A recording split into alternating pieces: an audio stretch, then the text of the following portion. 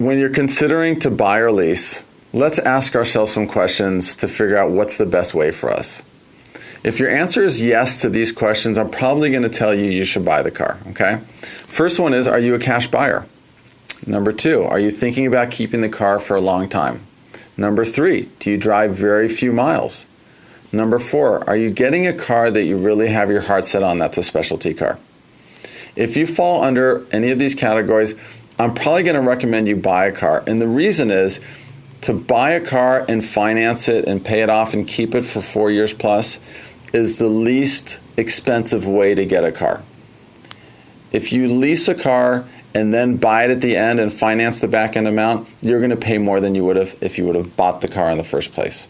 So strongly consider buying if you fall into these categories. So to recap, if you're the type of buyer that's going to keep a car for 4 years or longer, I recommend buying a car, as long as the interest rate's good or if you're paying cash. Just remember, when you get into the 4th, 5th, and 6th year of ownership, there will be maintenance costs involved, like oil changes, new tires, tune-ups, and maybe some mechanical breakdowns. Leasing is a great option, and there's a few benefits to leasing that I personally like. One is you get to get a new car every few years. You get to minimize your maintenance costs, and you also get the latest when it comes to safety and technology. Now I'm going to ask you a few questions, and if the answer is yes to any of these questions, I would consider you a lease candidate. Do you like the latest when it comes to safety, technology, and looks? Are you a payment buyer that has a budget, but you want the most car you can get for the money? Do you have good credit? Or are you going into a lease or purchase with very little money down, and you're trying to keep the payment low? Are you the type of buyer that's getting into a car where market conditions could adversely affect its value? Now let me give you an example. Are you thinking about getting a big SUV? If you're concerned about that car depreciating because gas prices are on the horizon of skyrocketing, you may want to consider leasing the car because you're going to protect yourself from a potential huge depreciation. Do you have very little money down and you drive a lot of miles per year? Are you a cash buyer where that money invested would gain more money than the interest you'd pay on the lease? If your answer is yes to any of these questions, I would consider you a good candidate for leasing. The reason I like leasing a car is I like to get the most car for the money. I also like the fact that I'm saving on taxes by not paying full sales tax on the price of the car.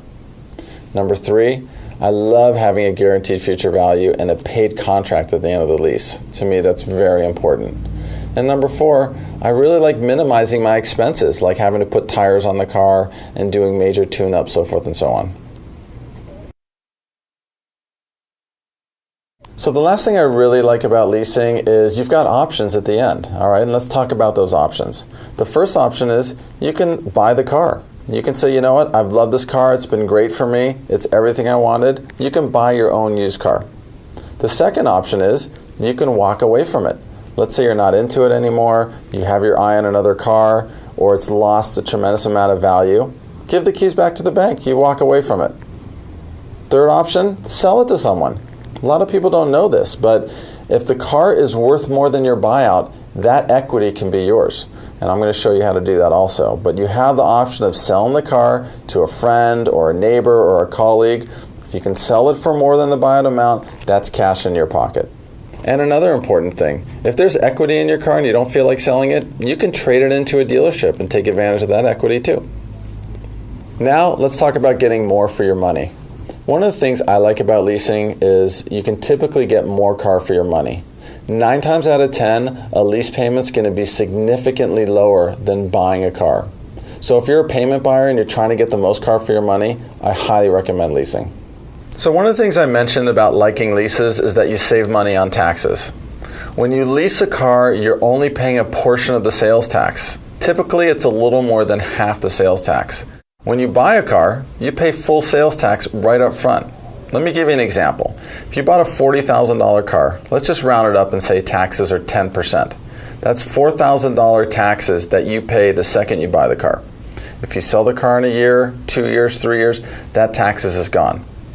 If you're leasing the car with the intention of walking away after 3 years, you're saving about $1,800 worth of taxes. To me, that's a significant savings. So I talked about one of the benefits of leasing is having a guaranteed future value. To me, that's huge. It's really important and could benefit you in many ways. Let me talk a little more in detail about that. When you lease a car, the day you lease it, the bank is going to guesstimate what the car will be worth at the end of the lease. Let's just use a 50% value right now. You have a $40,000 car. When the lease is over, the bank is guessing it's going to be worth $20,000. Now that $20,000 is a guaranteed future value. Let me tell you what I mean by that. When the lease is over, if the car is worth anything less than that $20,000, you're protected from a loss. You can give the keys back to the bank and walk away from the car. It's a really good benefit. Let me give you an example. Back in the day, gas prices were really high, and people that were leasing SUVs were protected from losing thousands of dollars. The market on those cars dropped, and the banks are the ones who took the loss, not the people who were leasing the car. Another thing I really like about leasing is that you're protected from a loss if the car you're leasing gets in an accident. Let's say it's parked in front of your house, somebody smashes into it, and it gets about $10,000 worth of damage, but the insurance company does not total the car. Well, guess what? If you're leasing the car, you're protected from losing money. You can give the keys back to the bank and walk away from the car as long as your insurance company fixed the car properly. Now, I've been in the business for 18 years. I appraise tons of cars. The first question I ask someone who's trading in a car is, has the car been in an accident? The reason I do this is it's obvious. Any car that's been hit is going to be worth less than a car that's never been hit. Here's another really cool thing about leasing, and it's one of my secrets. So many people that I talk to, they never heard of this. It's called a prepaid lease. It's for the type of person that's either a cash buyer or someone that's really looking into getting into a lease and spending the least amount of money possible. Here's how it works. It's the same thing as a regular lease, except instead of making payments every month, you write a check to the bank for all the payments in advance. Now here's the benefit to that. By doing this, the bank is giving you a discount on their interest rate on the lease, which could save you up to thousands of dollars. So it's a really good option. The other cool thing about a prepaid lease is for cash buyers is, why invest all your cash in a depreciating asset? If you're, let's say, paying $50,000 cash for a car, if you could prepay the lease for $23,000 or $24,000, that extra money that you're not spending paying cash, why not invest that for the next 2-3 years? Maybe that money invested can make more money for you than the interest you're going to pay on the lease. As you're getting preliminary numbers from the dealership, get your normal lease deal from them, okay? Write it down on your deal tracker. Then ask the salesman to give you the exact same deal on a prepaid lease. The prepaid lease will be a one set amount. Let's just say $15,000, okay? What you do on the normal payment lease is you add up all of your monthly payments over the term, plus your startup fees, which is your first payment and license, okay? Once you add those two numbers up, let's compare it.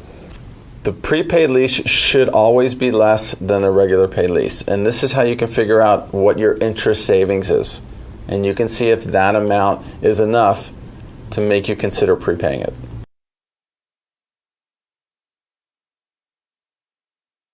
All right, so now you know all about buying versus leasing. Figure out which one you think is best for you, and I've set up a track to show you how to get the best deal on each one.